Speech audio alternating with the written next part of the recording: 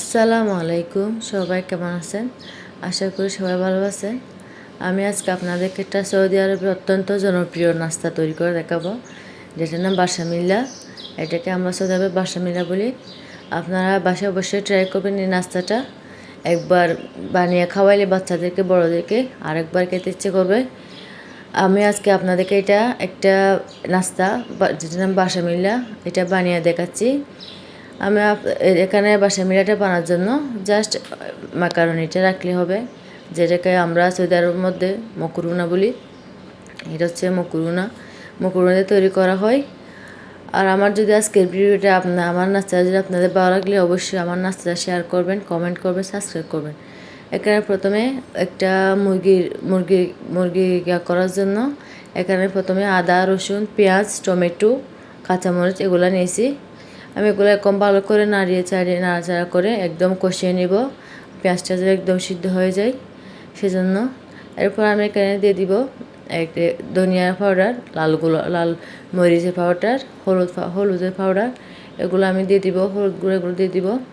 এরপর আমি এখানে কুচি কুচি করে মাংস নিয়েছি, প্রায় আধা কেজি মতো আমি মাংস নিয়েছি, এগুলো দিয়ে দিচ্ছি। এগুলো যতক্ষণে কষাবে ততক্ষণ আমি এখানে মকরুনাটা সিদ্ধ হওয়ার জন্য এখানে পানি সিদ্ধ করতে দিছি। পানি সিদ্ধ করে দেওয়ার সময় এখানে আমার এখানে দিতে হবে সামান্য গোলমরিচ, এরপর তেল দিতে হবে সামান্য। এরপর সামান্য তেল দেওয়ার পরে এখানে লবণ দিতে হবে, পরিমাণ মতো লবণ। এরপর এটা সৌদি আরবে ম্যাগি বলে এটা দিব, এটা হচ্ছে মাজি, এটা একটা দিয়ে দিব। আমি এগুলো সিদ্ধ করতে দিয়ে দিছি। ততক্ষণে আমার মুরগিটা হয়ে গেছে, দেখুন মুরগিটা হয়ে গেছে। আমি হঠাৎ দিয়ে নিয়েছি। আমার এখানে মুরগিটা হয়ে গেছে, প্রায় হয়ে গেছে, দেখুন কি সুন্দর হয়েছে। এখানে চাইলে আপনারা জোয়ারি দিতে পারেন, আমার আজকে বাসায় জোয়ারি সেজন্য দিই নাই। এতে দেখুন আমার পানিটা সিদ্ধ যখন হয়ে গেছে, আমি এখানে মকরুনা দিয়ে দিছি। প্রায় 2 কাপ হয়ে হাফ কাপ এরকম আমি মকরুনা দিয়ে দিছি। এগুলো সিদ্ধ হোক ততক্ষণ আমি এখানে একটা হালিবের একটা দুধ তৈরি করতে হবে, ওটা তৈরি করবো এখন। দেখুন আমি এখানে 17 চামচ হালিব নিছি, পাউডার দুধ নিছি, 17 চামচের মতো পাউডার দুধ নিছি। এখানে আমি প্রায় 6 কাপ, 6.5 কাপ, 4 কাপ নিয়ে পানি দিব। এরপর এগুলো ভালো করে মিক্স করে নিব, যাতে দুধ গুঁড়া থেকে না যায়। আমি এরপর এখানে দিয়ে দিব গোলমরিচ দেওয়ার পর আমি এখানে যেটাকে আমরা মাজি বলি, ওইটা আমি 2টা দিয়ে দিব, ওইরকম 2টা। এগুলো এরকম ভালো করে নাড়িয়ে নিব। সামান্য তেল, এগুলো ভালো করে নাড়িয়ে নিব। রসুনটা দিলে গ্রান হয়, এই জন্য আমি রসুনটাও দিছি। এরপর আমি চুলায় চলে যাব দুধটা ঘন করার জন্য, রান্না করার জন্য। আমি সামান্য তেল নিছি। এরপর আমি 3 চামচ ময়দা নিছি। এগুলো তেলের মধ্যে ময়দাগুলো ভেজে নিব। তেলের মধ্যে ময়দাগুলো এভাবে ভেজে নিলে দুধ আমি যেটা করছি ওটা এখানে দেওয়ার পরে একদম ঘন হয়ে যাবে, আর কর্নফ্লাওয়ার দিতে হবে না। এভাবে আপনারা দিয়ে দেখবেন অবশ্যই, কর্নফ্লাওয়ার ছাড়া। এরপর আমি এখানে হালিবটা ঢেলে দিব, যেটা আমি তৈরি করছি ওইটা ঢেলে দিয়ে ভালো করে নাড়িয়ে নিব। চুলার জালটা এই মুহূর্তে মিডিয়াম আঁচে দিবেন। আমি এখন এগুলো দেখুন ভালো করে একদম নাড়িয়ে নিতে হবে, নাড়াচাড়া করে থাকতে হবে অনবরত, একদম থামা যাবে না, তাহলে দুধটা নিচের থেকে লেগে যাবে। এই জন্য আমি দেখুন এখানে নাড়াচাড়া করে থাকছি। আর মাঝখান থেকে আমি মকরুনাটা সিদ্ধ হওয়ার সময় আমি ভিডিও নিতে পারি নাই। এখানে মকরুনা সিদ্ধ হওয়ার পর আমি অর্ধেক দুধ এখানে মকরুনার মধ্যে মিক্স করে দিয়ে একটা সাহানের মধ্যে মকরুনাটা নিচের একটা লেয়ার দিছি, মকরুনা দিয়ে দিছি। এরপরে যেটা আমি মুরগি রেডি করছি ওইটা দিয়ে দিছি মকরুনার পরে, ভালো করে সব জায়গায় দিয়ে দিছি, দেখুন। এরপর আমি আবার একটা লেয়ার দিব মুরগির উপর থেকে, আবার একটা লেয়ার দিব। এত দেখুন আমার মাংসটা কি সুন্দর হয়েছে, আমি সব জায়গায় দিয়ে দিছি। এটা অনেক মজার নাস্তা, আপনারা অবশ্যই ট্রাই করবেন। সৌদি আরবের ফেমাস নাস্তা সেটা, জাল এটা অনেক মজা লাগে।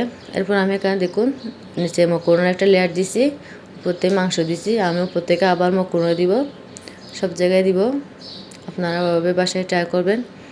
আমার নাস্তাটা ভালো লাগলে অবশ্যই আপনারা জানাবেন কে কে নাস্তাটা খাইছেন আর তৈরি করছেন। এরপরে তো দেখুন আমি একদম সব জায়গায় ছড়িয়ে ছড়িয়ে দিচ্ছি মকরুনাটা। এটা অনেক সহজ নাস্তাটা, এভাবে করলে অনেক মজা হয়। এই তো এরকম করে আমি সব জায়গায় মকরুনাটা দিয়ে দিব। দেখুন আমি এখানে মকরুনাটা দিয়ে দিচ্ছি। এরপর আমি এখানে হালিব আমি অর্ধেক এখানে মকরুনার মধ্যে দিয়ে দিছি, বাকি অর্ধেক আবার এখান থেকে উপর থেকে দিয়ে দিব। এভাবে আমি যেভাবে দিচ্ছি ঠিক সেভাবে দিবেন আপনারাও, এভাবে অনেক মজা হয়। এখানে এটা এরকম করে তৈরি করে দেখুন কীরকম হচ্ছে। আমার নাস্তাটা প্রায় তৈরি হয়ে গেছে। আমি এটা ওভেনে দিলে বেশিক্ষণ রাখতে হবে না, যেহেতু এটা সবগুলো সমানো হয়েছে আগে থেকে, তাই একটু লাল লাল হওয়া পর্যন্ত দিলে হবে। আমি এটা দেখুন সবগুলা দুধগুলো আমি এখানে ছড়িয়ে দিচ্ছি, সবগুলা দিয়ে দিছি। এখন আমি এখানে উপর থেকে চিজ দিব। চিজটা দিলে একটু কালারটা সুন্দর হয়, অনেক মজা হয়, কালার সুন্দর হয়। আমি চিজটা ফ্রিজ থেকে বের করতে ভুলে গেছি, এজন্য একটু শক্ত হতে গেছে। আপনারা আগে থেকে বের করে রাখবেন। আমি দেখুন এখানে চিজটা দিয়ে দিচ্ছি। চিজটা দেওয়ার পরে আপনারা এটা ওভেনে দিয়ে দিবেন। ওভেনে প্রায় 40-45 মিনিট এরকম রাখলে হবে। উপর থেকে যতক্ষণ না নিচের থেকে দিবেন, উপর থেকে যতক্ষণ না লাল লাল হয়ে যাচ্ছে চিজগুলা, এরকম ততক্ষণ রাখবেন আর কি, ততক্ষণ রাখবেন। আমি দেখুন চিজটা দিলে কালারটা অনেক সুন্দর হয়, সেজন্য স্বাদও হয়, কালারও সুন্দর হয়, বেশি দিতে হবে না। একটু দেখুন আমার একদম রেডি হয়ে গেছে। দেখুন লাল এরকম লাল হলেই হয়ে যাবে। দেখুন আমার বাসা মিলাটা কীরকম সুন্দর হয়েছে। আপনারা অবশ্যই বাসায় ট্রাই করবেন। আর আমার নাস্তাটা যদি আপনারা বাসায় ট্রাই করে দেখেন, মজা হয়ে থাকলে অবশ্যই আমাকে জানাবেন কীরকম হয়েছে আর আপনারা বাসায় ট্রাই করছেন কি না। আমার দেখুন বাসার মিলাটা তৈরি করলে এরকম হবে, আপনারা দেখে বুঝতে পারবেন কীরকম হয়েছে। লেয়ার নিচের একটা মকরুনার লেয়ার, মাঝখান থেকে মুরগির মাংস, উপর থেকে আরেকটা লেয়ার। অনেক স্বাদ হয় এই নাস্তাটা, আপনারা বাসায় অবশ্যই ট্রাই করবেন। আর আমার আজকে এই নাস্তাটা যদি আপনাদের ভালো লাগলে অবশ্যই আমাকে জানাবেন। সবাইকে আল্লাহ হাফেজ।